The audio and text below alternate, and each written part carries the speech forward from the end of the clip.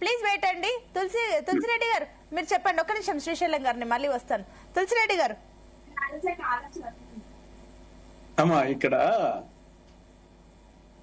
ఇదే పవన్ కళ్యాణ్ గారు ఎన్నికల సందర్భంగా పబ్లిక్ మీటింగ్ లో చెప్పారు, కేంద్ర ప్రభుత్వ సహకారంతో జగన్ ను అరెస్ట్ చేసి జైలుకు పంపిస్తామని చెప్పేసి పబ్లిక్ మీటింగ్ లో చెప్పారు.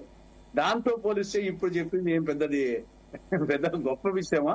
ఇప్పుడు చెప్పింది ఏమి, వైఎస్ జగన్ ను అరెస్ట్ చేయమని తమ వాళ్ళ నుంచి ఒత్తిడి వస్తుంది అన్నాడు.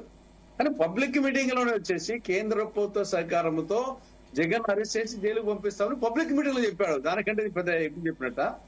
ఇంకా రెండవది, ఇదే నిర్మలా సీతారామన్ గారు పబ్లిక్ మీటింగ్ లోనే జగన్ వచ్చేసి మోడీ గారికి దత్తపుత్రుడు అని చెప్పింది.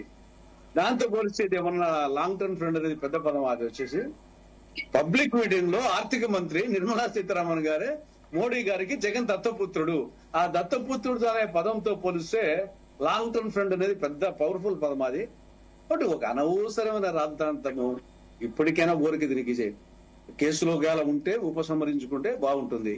కాబట్టి దీని ఒక నాకు తెలిసి చర్చనీయాంశమే కాదు అది.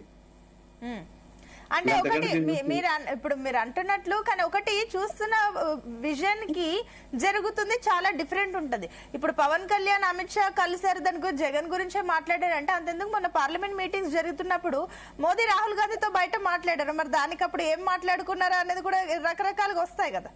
పోనీ మాట్లాడలేదు అనుకున్నాము, ఏం వాస్తవం కాదు అది. మాట్లాడలేదు అసలు, వాళ్ళు ముగ్గురు కలవనే లేదు అనుకున్నాం. నేను పబ్లిక్ మీటింగ్ లో చెప్పాడంటే దానికి ఏం ఆన్సర్ చెప్తారు వచ్చేసి, ఆడ కలవలేదు, ఆ టాపిక్ రాలేదు, ఈయన చెప్పలేదు, అమిత్ షా చెప్పలేదు అనుకున్నాంలే. కానీ ఈ మాత్రం వాస్తవమే కదా, పబ్లిక్ మీటింగ్ లో చెప్పింది వాస్తవమే, దత్తపుత్రుడు చెప్పింది వాస్తవమే.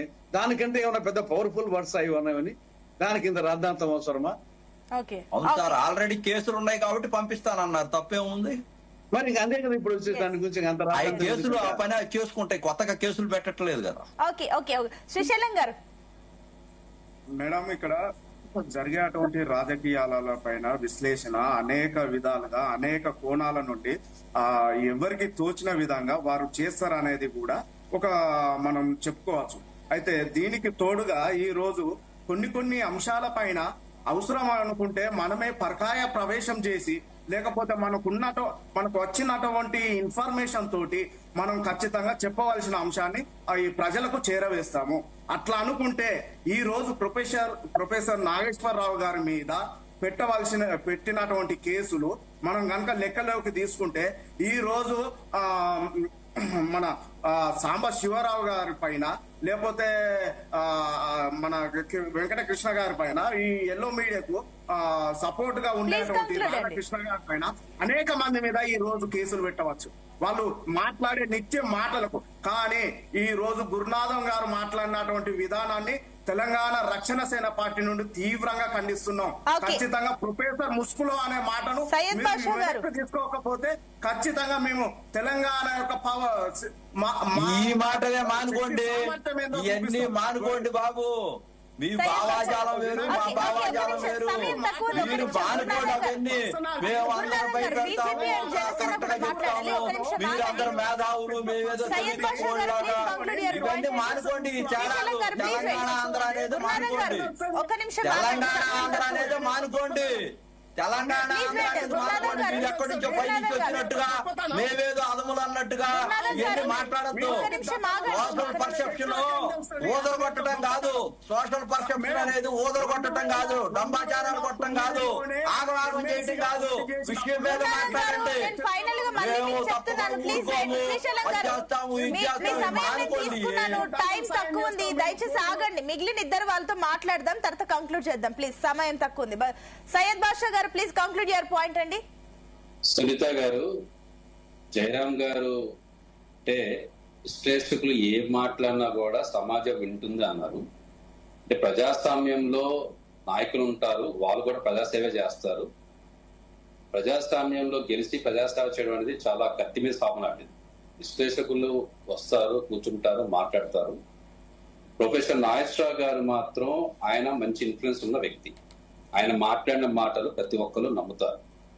అది నిజమైన అబద్ధమైన అది సమాజాన్ని ప్రభావితం చేస్తుంది. అలా మాట్లాడే వ్యక్తులు మాట్లాడేటప్పుడు కొద్దిగా క్లారిటీగా మాట్లాడితే బాగుంటుంది అనేది మా ఉద్దేశం. అలాగే ఆయన ముసుకేసుకుని మాట్లాడారన్న మాటకి మీరిద్దరు అలాగా వెళ్తుంటే అది ఇప్పుడు టీవీ ఛానల్ చూసే వాళ్ళకి ఏమనిపిస్తుంది? ఇప్పుడు ఆయన భయపిస్తున్నట్టు అనిపిస్తుందా, లేకపోతే మీరు మాట్లాడుతున్నట్టు అనిపిస్తుందా? మీరే అన్నారు ప్రజాస్వామ్యంలో ఎవరైనా ఏదైనా మాట్లాడవచ్చు, దాన్ని యాక్సెప్ట్ చేయాలని చెప్పేసి. మళ్ళీ మీరే గున్నామిల గారికి మాట్లాడతారు ఆ మాటలు పూర్తిగా వినలు కూడా వినలే. మీరు మాట్లాడితే బాగుండేది. సో మనం ఛానల్లో కూర్చున్నప్పుడు ఏంటంటే మన ఆహభావాలు కూడా ఎదురుగా చూస్తూ ఉంటారు. మీరు అలా మాట్లాడడం కరెక్ట్ కాదు. మిమ్మల్ని చూసి మేము పెరిగాం, మీ విశ్లేషణ చూసి మేము పెరిగాం. మీరు మాట్లాడేటప్పుడు జాగ్రత్తగా మాట్లాడితే బాగుంటుంది అనేది సమాజానికి మంచిది, మనకి మంచిది. అలాగే రెండు తెలుగు రాష్ట్రాలు కూడా ఒకటే, అంతేగాని విడదీసి మళ్ళీ రాజకీయం చేయడం కూడా కరెక్ట్ కాదు. బీజేపీ గవర్నమెంట్ ఎవరికి సపోర్ట్ చేయదు, అది కేంద్ర పార్టీ కాబట్టి ఎవరు వచ్చినా మేము యాక్సెప్ట్ చేస్తాం, మాకు అందరు కావాలనుకుంటాం. ఆ ఉద్దేశంతో మాట్లాడడం రాజకీయం క్రియేట్ చేయడంలో తప్పలేదు, కానీ ప్రతిదీ రాజకీయం చేయడం మాత్రం కరెక్ట్ కాదని నా. రామకృష్ణ గారు, సో ఫైనల్ గా మీరేం చెప్పదలుచుకున్నారు జనసేన పార్టీ నుంచి? మ్యూట్ లో ఉన్నారండి. చెప్పండి. విషయం ఏంటంటే 4 మంచి విషయాలు చెప్పినంత మాత్రం, 4 వాస్తవ విషయాలు చెప్పినంత మాత్రం ఒక అవాస్తవం చెప్పే హక్కు లేదు ఎవరికి. నలుగురిని బ్రతికించినంత మాత్రం ఒకరిని చంపే హక్కు లేదు. ఎంత మంచి ప్రొఫెసర్ అయినా, ఎంత మంచి విశ్లేషకులైనా సమాజాన్ని తప్పుదోవ పట్టించేటువంటి ఒక అవాస్తవ విషయాన్ని, ఒక సోర్స్ లేని విషయాన్ని చెప్పడానికి వీల్లేదు. First of all. 2, ఈ రాష్ట్రం అభివృద్ధి ఇప్పుడిప్పుడే చెందుతుంది. అభివృద్ధి మీద ఇప్పుడే దృష్టి పెట్టడానికి అయింది. ఎన్డీఏ అనేటువంటి అందరూ త్యాగాలు చేసి 3 పార్టీలు కలిసి చేసినటువంటి విషయం.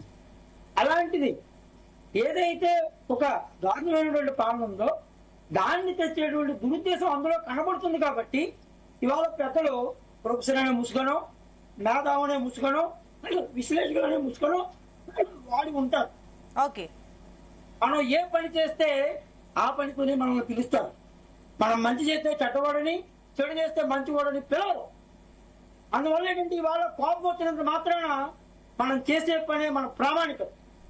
అందు గురించి ఏంటంటే ఇంకో విషయం అండి, చీటికి మాటికి ఎవరు పడితే వాళ్ళు పవన్ కళ్యాణ్ గారి మీద ఏదో పంచింగ్ మిషన్ లాగా వాడేసుకుందాం, ఆయన మీద ఏం మాట్లాడితే చెల్లిపోద్ది అనేటువంటి రోజులు పోయాయి. మీరు నిష్పాక్షికంగా, నిర్మాణాత్మకంగా విమర్శ చేసినప్పుడు జనసేన పార్టీ నుంచి మేమేమైనా మాట్లాడితే మా పవన్ కళ్యాణ్ గారు మమ్మల్ని సస్పెండ్ చేస్తారు, మమ్మల్ని మందలిస్తారు. ఎప్పుడైనా మీరు నిర్మాణాత్మకం, మీరు దారి చెప్పినా కానీ వ్యవస్థల్ని క్రమబద్ధంగా ఉండాలి అని కోరుకునేటువంటి వ్యక్తులు మేమందరం కూడా. అలాంటిది మీరు మాట్లాడిన మాటలో చూడండి, పాజిటివ్ తీసుకోవాలి, నెగిటివ్ తీసుకోవాలని మేడం గారు అన్నారు, సునీత మేడం గారు. మీరేనే కాదు పెద్దలు కూడా పాజిటివ్ ని తీసుకుంటాం, నెగిటివ్ ని తీసుకుంటాం. దయచేసి నిర్మాణాత్మకంగా ఉండాలి. అంతేగాని కోర్టులు, న్యాయ వ్యవస్థ, పరిపాలన, పాయింట్ ప్లీజ్ మేడం గారు లాస్ట్ కి వచ్చేద్దాం. కోర్టులు, న్యాయ వ్యవస్థ, పరిపాలన వ్యవస్థ, కేంద్ర వ్యవస్థలో అన్నిటిని కూడా ఒక వ్యక్తి చెప్పు చేతుల్లో ఉన్నట్టుగా ఎలాగైనా అవాస్తవాలతో విశ్లేషిస్తారండి. దాని మీద కేసు పెట్టకపోతే ఇవాళ ప్రొఫెసర్ నాగేశ్వరరావు గారు ఏదో ఆర్టికల్ జయరామ్ గారు అవుతారు, లేకపోతే ఇంకో శ్రీశైలం గారు ఎవరన్నా అవుతారు.